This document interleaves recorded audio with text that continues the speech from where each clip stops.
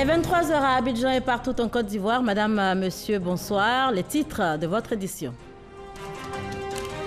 À la une ce soir, la réponse du ministère des Ressources animales et halieutiques suite aux rumeurs faisant état de la mise en vente de poissons-thon avariés sur le marché. Le ministère assure qu'il n'en est rien. Les explications de nos reporters dans quelques instants. Yamoussoukro, capitale politique de la Côte d'Ivoire, le rêve est en passe de devenir réalité. La ville est en passe donc de recevoir ses attributs. Comment les populations et autres autorités ont accueilli la nouvelle lors donc du discours du président Alassane Ouattara. La Guinée toujours dans l'attente des résultats des élections communales. Le dimanche dernier, des heures enregistrées en cette période d'attente, 5 enfants ont perdu la vie dans un incendie suite à ces violences. Comme annoncé à la une de ce journal, la réponse du ministère des Ressources animales et halieutiques suite aux rumeurs faisant état de la mise en vente de poissons-thon avariés sur le marché en Côte d'Ivoire. Le ministère rassure, il n'en est rien, c'est ce que nous dit Francis Boifo. Dans les rues d'Abidjan, par SMS et sur les réseaux sociaux, des rumeurs sur la consommation du poisson-thon. On m'envoie même un SMS me dit que le poisson-thon est intoxiqué de ne pas manger. Mais moi, j'en ai mangé. Même ce matin. Jusqu'à présent, je n'ai pas eu de complications. Moi, je n'ai rien vu sur le poisson-thon. Puisqu'à midi, j'ai mangé avec mes soeurs. Hier à midi aussi, c'est la même chose qu'on a mangé.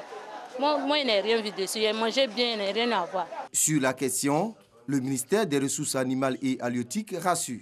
Jusqu'à preuve du contraire, il n'y a jamais eu de production tonnière qui soit intoxiquée ou avariée qui est mise sur le marché ivoirien. Et mieux encore, ce sont des tonnes que l'industrie tonnière en Côte d'Ivoire produit et une grande partie est exportée à l'Union européenne. Et nous avons toujours eu les félicitations de l'office qu'on appelle OAV qui veille à assurer l'inspection de toutes les productions extérieures de l'Union européenne qui envoient des denrées à l'Union européenne. Et à chaque fois qu'il y a des inspections, la Côte d'Ivoire s'en est toujours sortie avec les félicitations de l'Union européenne. Au moment où nous réalisons l'interview, une nouvelle rumeur sur le tilapia. Évitez de manger du tilapia, car depuis le 26 mai, le CIMIA, Système mondial d'information et d'alerte rapide, qui est une branche de l'OMS, a trouvé dans le tilapia un virus hautement dangereux et mortel. Faites passer l'information autour de vous. Encore une fois, c'est archi faux. Le tilapia qui est consommé en Côte d'Ivoire n'a pas de virus hautement pathogène et tout le monde peut consommer le tilapia tranquillement. Le poisson en Côte d'Ivoire peut être consommé sans aucune crainte, aussi bien pour le tilapia, aussi bien pour le thon que tous les autres poissons que nous inspectons avant leur livraison à la consommation. Voilà qui rassure les populations sur la consommation du poisson en Côte d'Ivoire. Et on poursuit avec ce communiqué émanant du ministre des Transports. Il revient qu'un agent du Fonds de développement du transport routier, FDTR, au cours d'une conférence de presse, aurait déclaré que cette structure va procéder au renouvellement forcé et systématique des minicars appelés communément Baka. Laquelle déclaration a suscité beaucoup d'interpellations au sein des transporteurs en particulier et de la communauté nationale en général.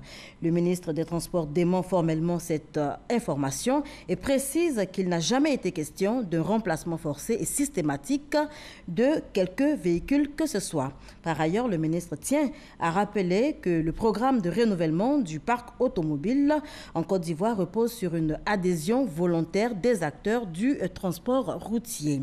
Il invite toutes les entreprises de transport routier désireuses d'adhérer à ce programme de prendre attache avec le FDTR en vue d'en bénéficier. Et c'est signé le ministre des Transports, Amadou Koné. La gestion des produits chimiques au cœur d'une réunion internationale. Les travaux réunissent ici même à Abidjan les points focaux de 54 pays africains, ce pour 3 jours, cérémonie d'ouverture donc avec Grace Kando. Les produits chimiques sont utilisés dans plusieurs secteurs d'activité tels que l'agriculture, l'industrie, l'élevage et la pêche. L'Afrique doit accorder toute l'attention qu'il faut à la gestion saine des produits chimiques et déchets. C'est le sens de cette rencontre qui réunit 54 pays africains. Elle porte sur l'approche stratégique de la gestion internationale de ces substances. Il faut qu'on ait des recommandations claires à l'endroit de tous les acteurs pour que vraiment une volonté manifeste soit exprimée à tous les niveaux, de manière à ce qu'on puisse juguler ces aspects néfastes de l'utilisation de ces produits chimiques, surtout sur l'environnement et la santé publique. Nous espérons avoir une vision commune qui va nous permettre d'aller de l'avant au-delà de 2020 dans le cadre de la gestion de produits chimiques et des déchets.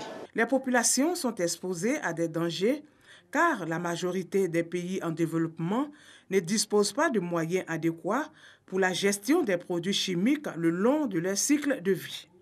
Pour faire face donc aux défis de la protection de nos populations et de l'environnement, les pays africains ont ratifié les conventions internationales sur les produits chimiques et les déchets en contenant. Ces conventions devraient nous aider à relever le défi de la gestion durable des produits chimiques et des déchets.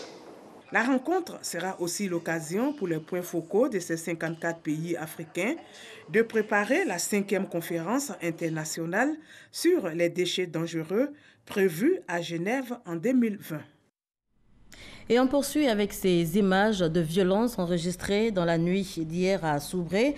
Après l'incendie du marché de la ville, les locaux de la mairie et le domicile du maire ont été incendiés. À l'origine, des manifestants en colère, ils reprochent au maire d'avoir vendu le marché à un opérateur économique sans pour autant en avoir la preuve. Les forces de sécurité sont intervenues pour donc calmer les ardeurs.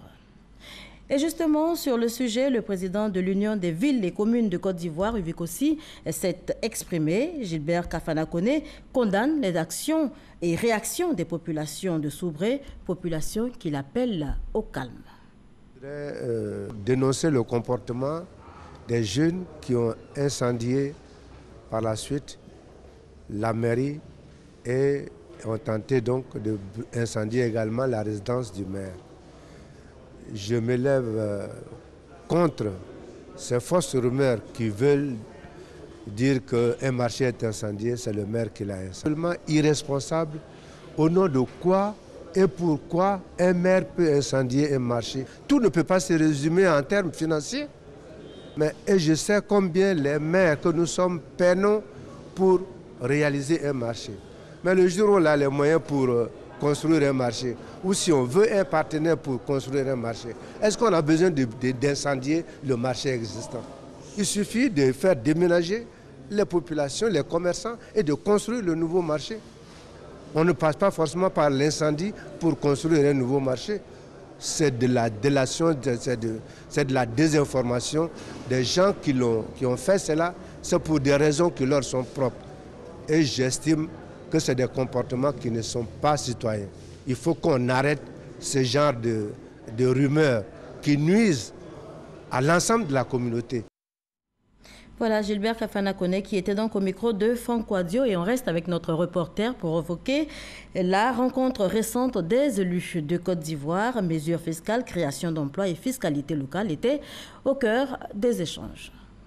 Le réseau routier ivoirien, 4000 km de voirie urbaine, dont plus de la moitié concentrée à Abidjan, 1212 km bitumés et 830 km en terre.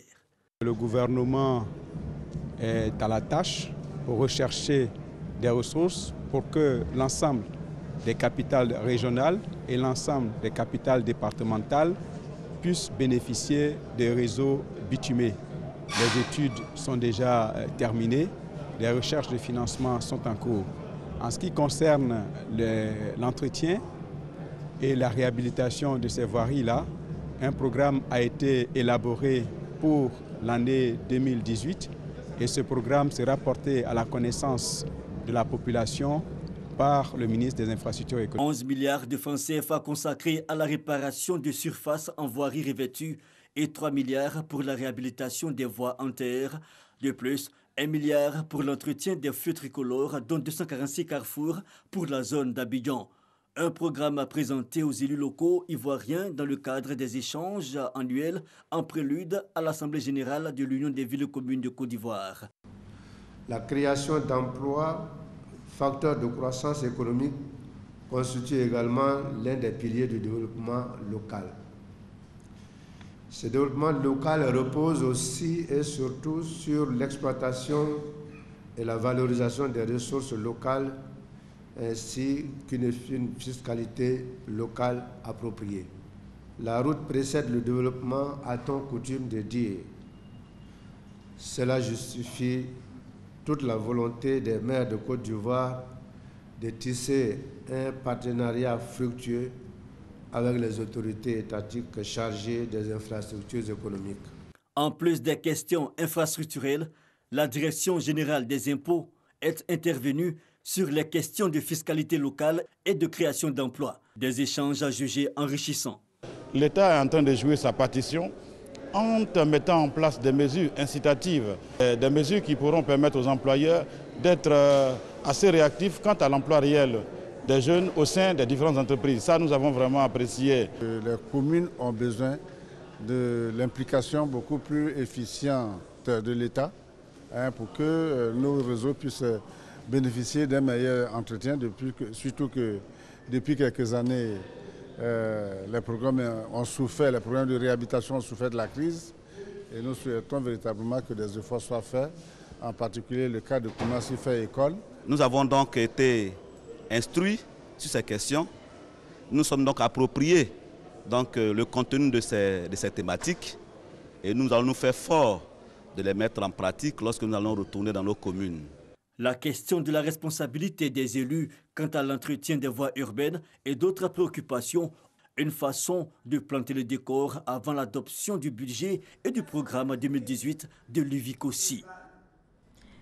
Yamoussoukro, capitale politique de la Côte d'Ivoire, le rêve est en passe de devenir réalité. La ville va bientôt recevoir ses attributs. Alors, comment les populations et autres autorités ont accueilli cette nouvelle? C'était lors du discours du président Alassane Ouattara à la nation, discours donc qui a eu lieu en fin d'année 2017. Sidonie Davila. Le transfert de la capitale à Yamoussoukro de nouveau à l'ordre du jour au gouvernement.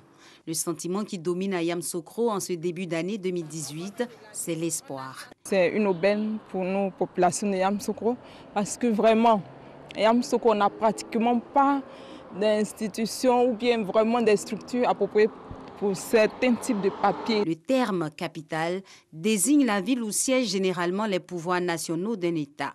Cependant, dans certains pays, la capitale constitutionnelle n'est pas le siège des institutions, à l'exemple des Pays-Bas, dont la capitale est Amsterdam, mais toutes les institutions se trouvent à La Haye.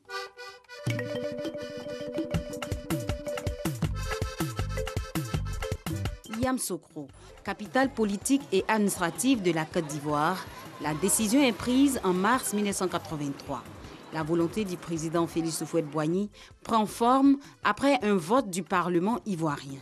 Le président Henri Konan Bédié rend cette loi applicable en 1997 et de nombreux projets sont annoncés. Le palais de la présidence, l'aménagement de la voie triomphale, la construction des différents ministères et toutes les institutions de l'État. À Yamoussoukro, le constat est clair. Les nombreux travaux entamés par Pierre Fakouri Organisation n'ont pu aboutir pour des raisons diverses. Il y avait certains préalables qui devaient être posés avant qu'on ne parle de transfert de la capitale. Il fallait déjà établir une liaison routière pérenne, sécurisée, entre Yamoussoukro et Abidjan. C'est ce qui a été fait. Donc c'est déjà un premier pas de ce transfert. Un appel d'offres international avait été lancé pour reprendre le plan urbain du directeur, l'actualiser et le livrer aux autorités ivoiriennes, ce qui aussi a été fait. Ensuite, quand nous nous sommes penchés sur ce transfert, nous avons estimé que ce transfert était surévalué, surdimensionné. Il a fallu l'actualiser, le redimensionner, le reproportionner. En 2006, le programme spécial de transfert de la capitale à Yamoussoukro, PSTC, voit le jour pour passer de l'étape de projet à la réalité. Dans le cadre donc, du contrôle de l'action gouvernementale que les députés ont, je cherche à m'enquérir de la situation, de l'application d'une loi de la République qui date de 1983, qui a fait l'objet d'un commencement d'exécution à travers un décret portant création du programme spécial de transfert de la capitale à Yamoussoukro, et qui a fait l'objet d'un autre décret en 2012 là, qui a dissous ce programme spécial de transfert de la capitale à Yamoussoukro. Le transfert de la capitale s'est-il évanoui? Pour autant, avec la dissolution du programme... Ce qui nous rassure, c'est que premièrement, c'est Alassane Ouattara qui le dit. Nous savons que cet homme est attaché à sa parole, donc il va le faire. Deuxièmement, il s'adresse à son peuple, et en fait, c'est au cours d'un conseil des ministres. Donc ça va se réaliser. Je pense qu'il met ainsi en mission ses collaborateurs ministres pour réaliser ce projet-là au plus vite. Yamoussoukro capitale, toutes les populations de la Côte d'Ivoire vont en bénéficier parce que de partout, Yamoussoukro est le centre. L'ambition du gouvernement, c'est de remettre à flot cet important projet qui aura également un impact sur la politique de décentralisation du pays. C'est une opportunité parce que désormais, la capitale étant à Yamoussoukro, les Ivoiriens n'auront pas forcément besoin de parcourir de grandes distances pour venir à Abidjan où tout est concentré.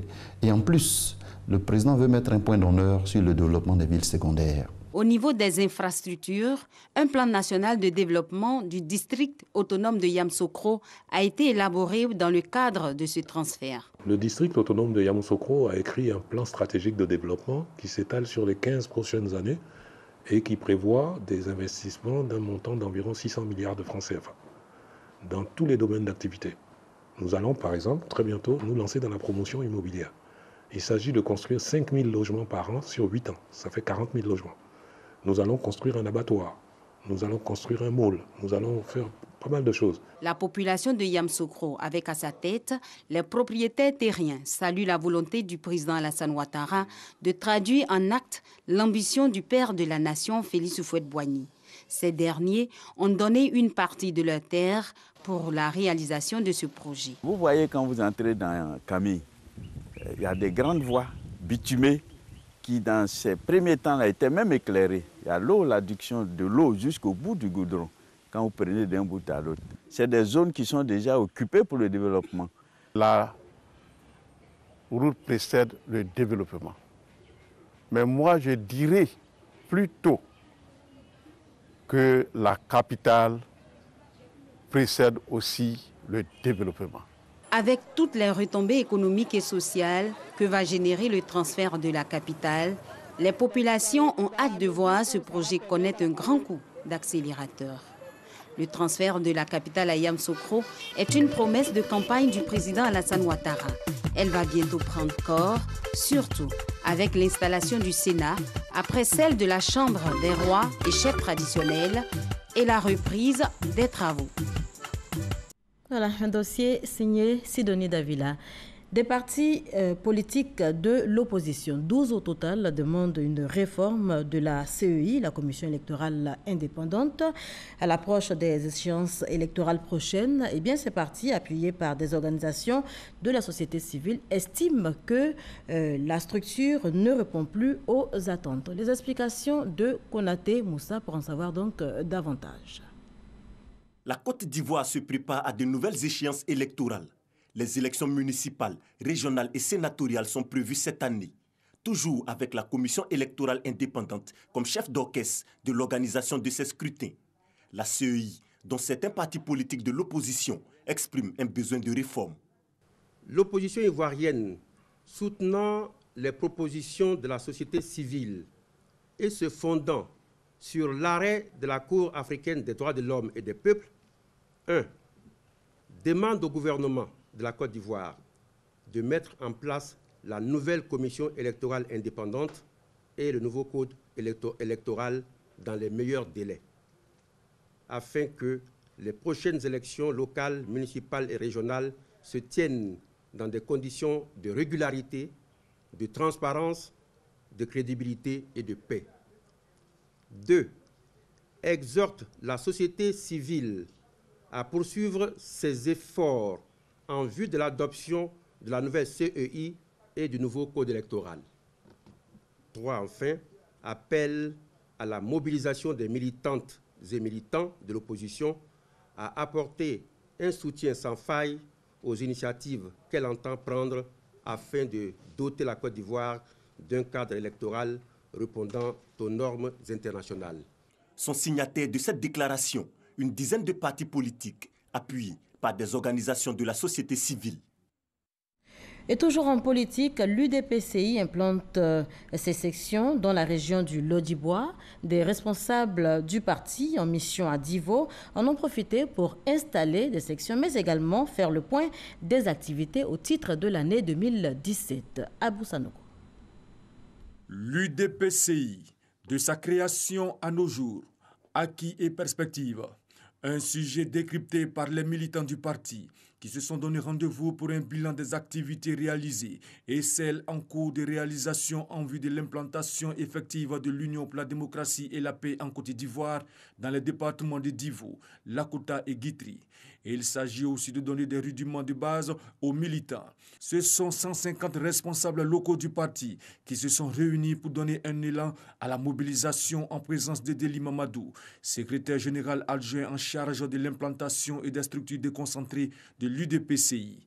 À ce jour, l'on dénombre 250 sections, 400 comités de base, avec plus de 10 000 militants pour le seul département de Divo. Il s'agit du développement de notre région. Dans la cohésion, dans la diversité, nous devons nous mettre ensemble. Nous voudrions une fois de plus réitérer nos sincères remerciements aux braves militants qui nous accompagnent dans ce combat de tous les jours en ce qui concerne la recherche du bien-être des populations. En termes de recommandations après la rencontre, il s'agira de poursuivre l'implantation et la mobilisation des militants, d'encourager les responsables à préparer la révision de la liste électorale à venir, de procéder au réajustement nécessaire des structures du parti en vue d'une meilleure redynamisation, et enfin d'appeler à la cohésion et à la solidarité entre les militants pour l'atteinte des objectifs fixés du parti. On change complètement de sujet à présent, des réformes pour une meilleure formation des élèves maîtres dans toutes les régions de la Côte d'Ivoire. Des ateliers se tiennent à cet effet partout en Côte d'Ivoire et à Bouaké, il s'est agi de présenter et d'expliquer le contenu du dispositif d'encadrement. C'est ce que nous dit Soro Corona. Mettre en place une meilleure formation des élèves maîtres pour une prise en charge des jeunes du préscolaire et assurer une transition harmonieuse entre le primaire et le secondaire. Telle est la mission principale du ministère de l'Éducation nationale, de l'enseignement technique et de la formation professionnelle à engager des réformes dans la formation des élèves maîtres depuis 2012.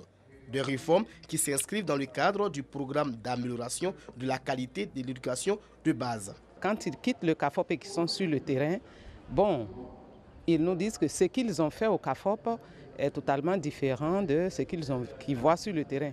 Alors le ministère a essayé de faire des réformes pour une collaboration de toutes ces activités. Ce qu'ils reçoivent à la formation soit en conformité avec ce qui va se faire sur le terrain. Après 6 ans d'expérimentation, ces réformes sont désormais présentées et expliquées dans les moindres détails aux communautés éducatives régionales. À Bouaké, près de 200 personnes ont participé à cette formation. Les modalités d'encadrement des élèves maîtres de deuxième année vont changer. Il y aura maintenant une chaîne d'encadrement complète qui partira du directeur d'école jusqu'à l'antenne de la pédagogie et de la formation continue. Les encadreurs pédagogiques régionaux ont aussi renforcé leurs capacités pour une bonne application des principes et des règles sur lesquelles reposent les réformes de la formation initiale des élèves maîtres. Ici, à Abidjan, la direction du Centre de protection de la petite enfance, pilote de Cocody, a initié récemment une semaine culturelle, semaine dédiée aux enfants du préscolaire. C'est un retour aux sources visant donc à inculquer à ces tout petits les valeurs culturelles que sont le respect des aînés, la tolérance, l'acceptation des autres et le civisme. Fidèle Aigné et Patricia Omouetia. Les enfants, le paille noué au cou, à l'épaule ou à la hanche. Un accoutrement peu ordinaire qui les familiarise avec la culture. Un retour aux sources pour montrer aux enfants comment s'habillaient à l'époque nos parents dans les villages. Ils apprennent aussi à travers des jeux, des défilés et des danses les valeurs traditionnelles des différentes régions de la Côte d'Ivoire.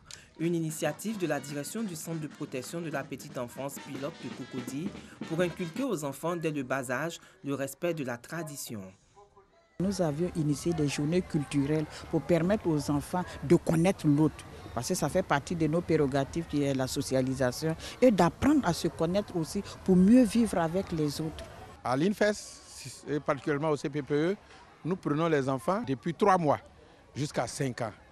C'est à ce moment-là que nous devons inculquer les valeurs de la Côte d'Ivoire. Et ces valeurs, il y en a beaucoup, mais la culture prend une place très très importante. Après s'être familiarisé avec les valeurs comme le respect des aînés, le vivre ensemble, l'acceptation de l'autre, ces tout-petits vont apprendre les valeurs que renferme l'emblème et la devise de la Côte d'Ivoire au cours de cette semaine culturelle. Une initiation au civisme, à la valorisation culturelle de la Côte d'Ivoire, avec pour thème le brassage culturel, un levier de l'émergence. Et on poursuit en images d'abord en Guinée, la Guinée qui est toujours donc dans l'attente des résultats des élections communales de dimanche dernier. Des heurts enregistrés en cette période d'attente. 5 enfants ont perdu la vie dans un incendie suite donc à ces violences et le gouvernement et le parti au pouvoir appellent au calme. Des échos à présent de ce qui aura marqué l'actualité internationale de cette semaine, en France, en Allemagne et en Afrique du Sud.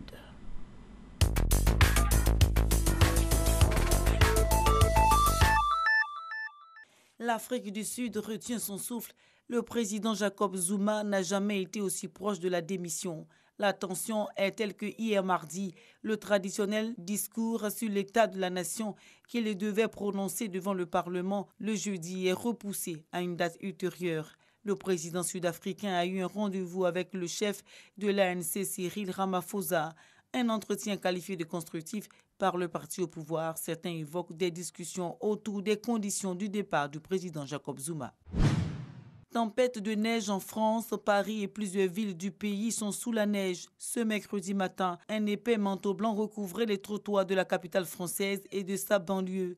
De nombreux usagers bloqués ont abandonné leurs véhicules au sud de Paris pour se réfugier dans des salles de sport. Le gouvernement a déclenché le plan grand froid dans de nombreux départements. Près d'1 millier de places supplémentaires pour les sans-abri sont déployées sur tout le pays, en plus de 13 000 ouvertes tout l'hiver. Des chutes de température jusqu'à moins 10 degrés et l'apparition des gelées supplémentaires sur les sols enneigés sont annoncées.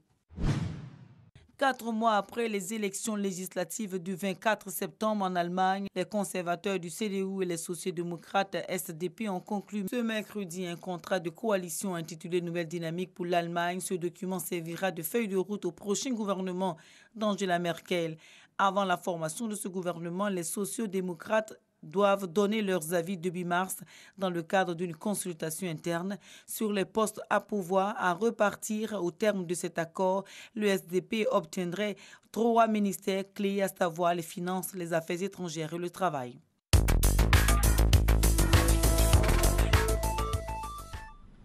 À présent, des échos de Bonjour 2018, le rendez-vous de la RTI a tenu toutes ses promesses cette année encore à Bouaké.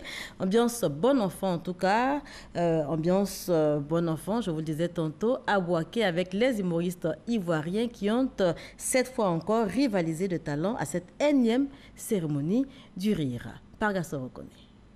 Au nom de Dieu, si était portable, il mettrait 7%. Danser, c'est pas facile, hein? Ancien stade de Bouaké. C'est ici que humoristes, équipe de Bonjour, émission humoristique à succès de la radiodiffusion télévision ivoirienne RTI, parrains, élus, cadres et population de Bouaké se sont donné rendez-vous pour des moments de rire et de gaieté. Sur la scène, les humoristes tiennent le public en haleine. Il y a 2 volets de piscine et ils ne voient pas que les médecins qui volent piscine. Quand ils viennent, ils se mettent dans un coin. Quand il pleut, ça fait pudum. Quand ils sont venus, ils ont vidé la piscine là, ils ne voient pas où.